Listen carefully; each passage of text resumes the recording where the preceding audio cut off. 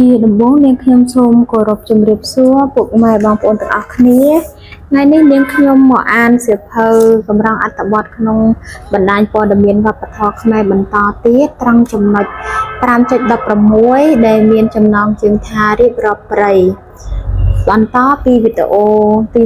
1 នៅថ្ងៃនេះគឺអានរៀបរាប់អំពីរុក្ខជាតិក្នុងព្រៃដែលពុំមាននិយាយអំពីសត្វទេជាបទកកតិប៉ុន្តែនាងខ្ញុំសូមធ្វើការអានតែម្ដងចូលក្នុងព្រឹកព្រៃស្រោងស្រាងត្រឆៃត្រឈឹងសាខាមានដើមស្វាយស្វាត់ឡាំងសាតខ្នុរខ្នាល្មងល្មុតសេដាដងដងនង្គ័លសាច់សេមនមានមង្ឃុតធូរេនញៀវញោសំពរអង្ក្រងគ្រើលក្រុងស្ពឺស្ពងសត្បាតការកេសកែវការឈ្នួលឆ្នា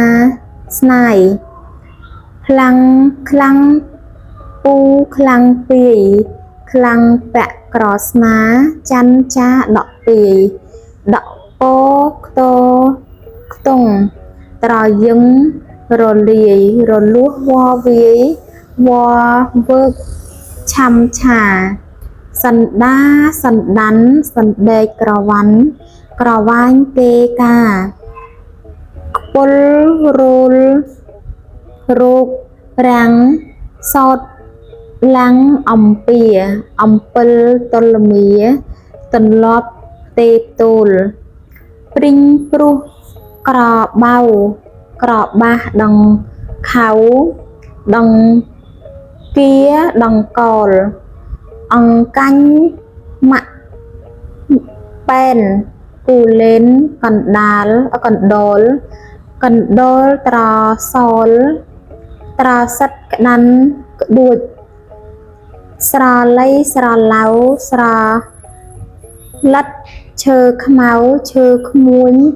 ត្រមួយ ត្រមែងក្រញូងទំពុងសណ្ដួចសង្ឃាយពូលពួចពបៃពីងប៉ុងម៉ាក់ដកម៉ាក់ប្រេងម៉ាក់ប្រាងរំដេងរំដួលប្រះក្រុងប្រះក្រាបដកម៉ៃឃ្លាខ្លៃក្លូតខ្លងឃ្លាយឃ្លេក្លែងកងកគីគុយកចាសសូមអរគុណពុកម៉ែបងប្អូននាងខ្ញុំសូមឆ្លេះតែប៉ុណ្ណេះជួបគ្នានៅវីដេអូក្រោយសូមជម្រាបលា